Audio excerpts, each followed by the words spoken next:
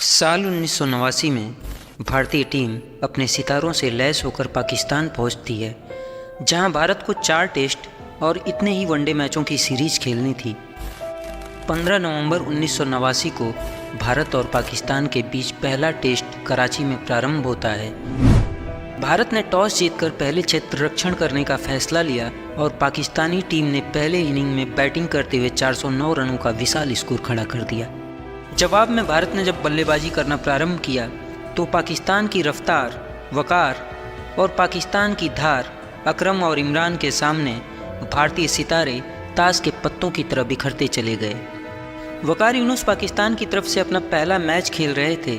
150 से 155 के बीच वकार की रफ्तार थी और इसी रफ्तार का खौफ था कि मैच 41 रन के स्कोर पर नवजोत सिंह सिद्धू, संजय मांजरेकर, श्रीकांत और मनोज प्रभाकर जैसे मजे हुए कलाकार ड्रेसिंग रूम में बैठ करके अपना मेकअप उतार रहे थे। 41 रन के स्कोर पर भारत का 4 विकेट गिर चुका था, लेकिन तभी छोटे कद का एक छोटा सा बच्चा अपने छोटे छोटे कदमों से आकर बिल्कुल शांति से कराची के उस स्टेडियम में भारत की तरफ से खड़ा हो जाता है। बिल्कुल छोटा सा कद, बच्चे सी शक्ल और उम्र महज 15 साल 292 दिन।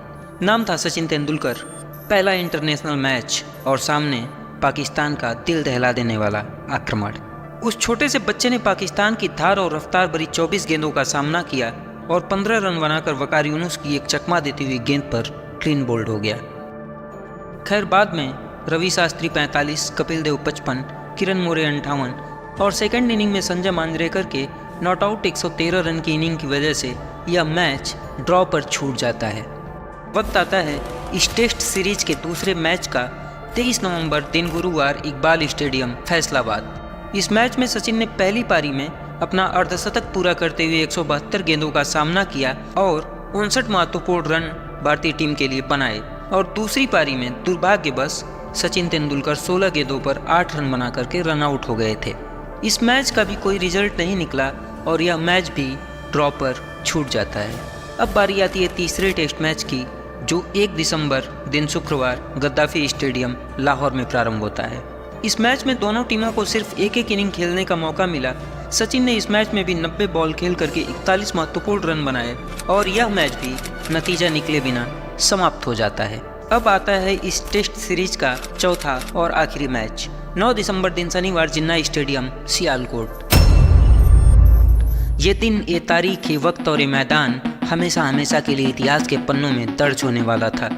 प्रारंभ के 3 मैच बिना नतीजा निकले समाप्त हो चुके थे और यही वो आग थी जो अंदर ही अंदर पाकिस्तानी कप्तान और उसके खिलाड़ियों को जला रही थी। मुझे वसीम और वकार को कहने की जरूरत नहीं थी कि बाउंसर करो, उन्होंने बाउंसर वैसे करने थे और खास तौर पर उसका कद देख के और डराना, उसको खौफ देखे ना।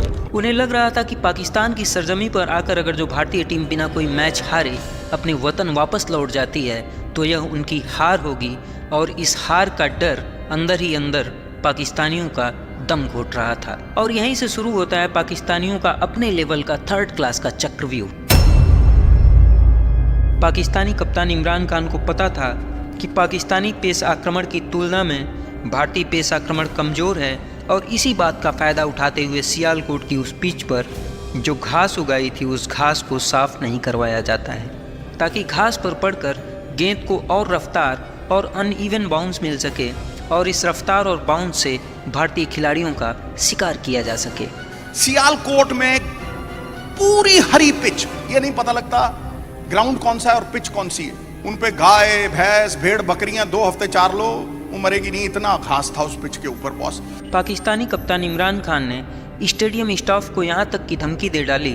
इमरान खान ने बोला है कि तुम अगर घास काटोगे तो गर्दन उड़ा दूंगा, हिंदुस्तानियों को हराना है। खैर, इसी चक्रव्यूह के बीच मैच प्रारंभ होता है। सिक्का एक बार फिर पाकिस्तान के पक्ष में गिरता है।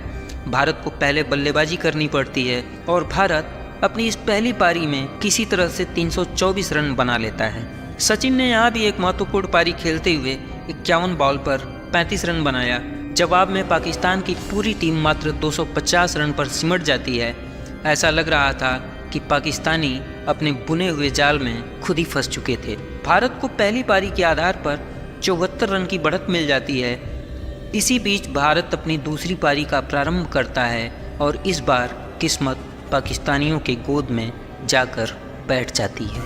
अभी टीम का स्कोर महज 10 रन ही हुआ था कि के श्रीकांत 3 रन बना करके इमरान खान की गेंद पर वसीम अकरम को कैच थमा बैठते हैं। जब टीम का स्कोर 23 रन हुआ तो संजय मांजरेकर 4 रन बना करके इमरान खान की गेंद पर LBW हो जाते हैं। 38 रन जाते जाते मोहम्मद अजरुद्दीन भी 4 रन बना करके पवेलियन वापस लौट जाते हैं। टीम के खाते में अभी एक भी रन नहीं जुड़ पाया था कि 38 रन के ही स्कोर पर रवि शास्त्री बिना खाता खोले अपना विकेट गंवा देते हैं। डर का आलम यह था कि सिद्धू बताते हैं कि गेंद इतनी तेज और अनइवन बाउंस लेकर के इतनी खतरनाक हो जा रही थी कि किसी भी बल्लेबाज का सीना चीर दे। और रवि शास्त्री अंग्रेजी बोलता हुआ मेरे सामने से जा रहा है, I'm unlucky। मैं सोच रहा हूं मन में, तू सबसे लकी आदमी है, तो आउट होके जा रहा है, मैं यहाँ अभी भी झेल रहा हूं और वसीम अकरम पेल रहा है, कर क्या रहा है यार, हो क्या रहा है। मैं बीट हुए जा रहा हूँ इधर से उधर से। नई नई शादी हुई है, मैं कहा यार घर पहुंचूंगा, घरवाली को मिलूंगा या नहीं, भगवान आउट ही करा दे किसी तरीके, यहाँ से जान तो बचा। मतलब साफ था कि सिद्धू हार से पहले ही हार मान चुके थे। पाकिस्तानी कप्तान और उसके खिलाड़ी हाथ में गेंद लेकर के मुस्कुरा रहे थे जैसे वे अपने अगले शिकार का इंतजार कर रहे हों। और इन्हीं हालातों में वह छोटा सा बच्चा एक बार फिर चहलकदमी करते हुए आकर पाकिस्तानियों के सामने खड़ा हो जाता है। वकार यूनुस सचिन को आंखें दिखा करके धमकाने की कोशिश करता है। सचिन स्ट्राइक संभालते हैं और वकार यूनुस 160 की स्पीड में एक बाउंसर डालता है। गेंद टप्पा पड़ने के बाद सटाक से सचिन के नाक पर लगती है और सचिन के नाक से खून का फव्वारा निकल पड़ता है। स्टेडियम की तरफ से फिजियोथेरेपिस्ट अली ईरानी भाग करके आते हैं। सचिन की नाक पर रुई लगाई जाती है लेकिन खून बंद होने का नाम नहीं ले रहा था। And the first thought that comes to my mind is मर गया छोरा। मैं कहा गया गुरु। And I run towards Tendulkar boss. There is blood gushing from his nose, the shirt is blood splattered. मेरे को लगा यार खत्म ही ना हो जाए। ऑडियंस से आवाजें आने लगी, इतने छोटे से बच्चे को लेकर क्यों इंटरनेशनल मैच खेलने चले आए। जो लोग भारत में मैच का लाइव प्रसारण देख या सुन रहे थे उन्होंने भी आपस में बातें करनी शुरू कर दी। क्या भारत के पास खिलाड़ी नहीं रह गए हैं जो बच्चे को लेकर के मैच खेलने चल दिए। देखो ना बेचारे की नाक पर कितनी गहरी चोट लग गई है। छोटा सा लड़का, चेहरे पर खून, ग्लव्स पर खून, शर्ट की आस्तीनों पर खून। पूरी दुनिया को उस बच्चे पर तरस आ रहा था सिवाय एक इंसान के, जो बच्चा खुद था। सिद्धू ने सचिन से कहा तुम रिटायर्ड हर्ट होकर वापस चले जाओ, जाकर पहले अपना इलाज करवाओ। फिजियोथेरेपिस्ट अली ईरानी सचिन को उठा रहे थे कि चलो पवेलियन में पहले तुम्हारा इलाज करते हैं। सचिन उठे और सचिन ने फिजियोथेरेपिस्ट को धक्का देते हुए 2 शब्द कहा। सचिन के उन 2 शब्दों ने इंडिया ही नहीं पूरी दुनिया की हिस्ट्री को पलट कर रख दिया था। वो 2 शब्द थे, मैं खेलेगा, मैं खेलेगा। मैं अवाक रह गया बॉस। मैं अभी भी कहानी सुनाता हूं ना तो मेरे लोहे खड़े हो जाते हैं। वो स्टैंडिंग अप, रुई नाक से लटक रही है ऐसे करके, खून बह रहा है और अली को धक्के मार रहा है। मैं खेलेगा, मैं खेलेगा, मैं खेलेगा। एक अंदर से एक ऐसी आवाज आई। मैं कहा यार सरदार, तूने 3 सेंचुरियां बना रखी हैं स्टोर पे और तू घरवाली की सोच रहा है, और ये बच्चा 15 साल की उम्र में अपने देश के लिए लड़ने की सोच रहा है। It's unbelievable. सचिन के ये 2 शब्द सिद्धू के मरे हुए आत्मविश्वास के लिए संजीवनी बूटी का काम करते हैं। इन 2 शब्दों से सिद्धू का आत्मविश्वास जिंदा हो चुका था। सिद्धू सचिन के पास गए और बोले, मैं उसके पास जाके खड़ा हो गया। मैं कहा टिंडलिया, I am really proud of you boss. I am really sorry, you don't have to be proud, we can't lose this test match रे। हमारे देश की साख दाव पे लगी है। Unbelievable it was boss. Sachin की ये लाइन सिद्धू के अंदर सोए हुए सरदार को नींद से जगा देती है। सिद्धू सोचते हैं कि खून से लथपथ 15 साल का यह लड़का देश के लिए लड़ने की हिम्मत रखता है तो इस मैच के लिए यह सरदार असरदार क्यों नहीं होगा।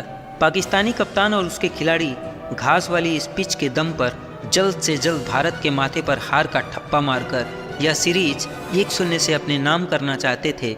विश्व क्रिकेट के पंडित इस मैच को लेकर अपनी वाड़ी में पाकिस्तान के जीत की भविष्यवाणी कर रहे थे, लेकिन कहानी का क्लाइमेक्स अभी बाकी था, क्योंकि भविष्य के क्रिकेट का भगवान वर्तमान में भारत के तरफ से भारत के लिए खेल रहा था।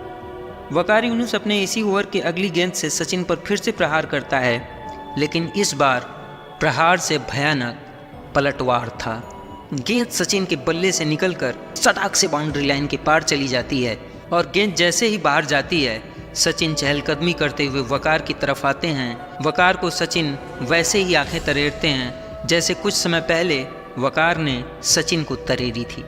मानो सचिन कह रहे हों, बहुत गुरूर है तुझको ऐ सर फिरे तूफान, तो हमें भी जिद है कि दरिया को पार करना है। Sachin walked up to him. He just walks up to him and looks into his eyes. He says, hey, उंगली कटुआ। उसका ना उंगली कटी हुई है वो बाकी। तुझा मक्खन रे, तुझा मक्खन। He says, तू मक्खन है मक्खन। सचिन वकार के इसी ओवर में 2 और चौका लगाते हैं। ऐसा लग रहा था जैसे वकार की रफ्तार सचिन के बल्ले से गिरफ्तार हो चुकी हो।